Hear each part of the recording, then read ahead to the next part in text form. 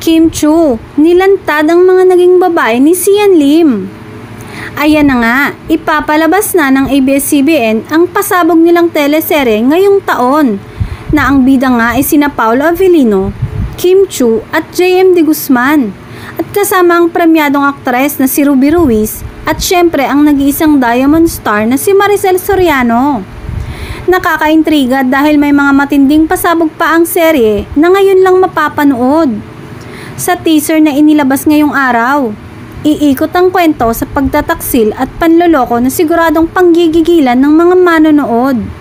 Bukod dito ay may mga never before seen at kompleto mapapanood. Ibinahagi ni Maricel ang kanyang excitement sa pagganap sa kanyang karakter at sa kapanapanabik na kwento para sa magsisilbing comeback TV series niya. Excited din ako. Ang gagawin ko yung isang way, hindi yung the normal way, sabi ni Maricel. Nagpatikim din si Paolo sa kwento at sabi niya, sa isang relasyon, di kadalasan isang side lagi yung nagkakamali. Excited na rin si Kim na harapin ang bagong challenge sa paggawa ng isang magandang kwento.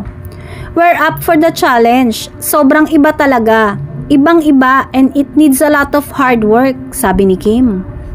Ibang-iba din umano ang role ni Kim. Isang babae na magtataksil, manloloko at malayong-malayo daw ito sa tunay na buhay niya dahil siya daw ang niloloko.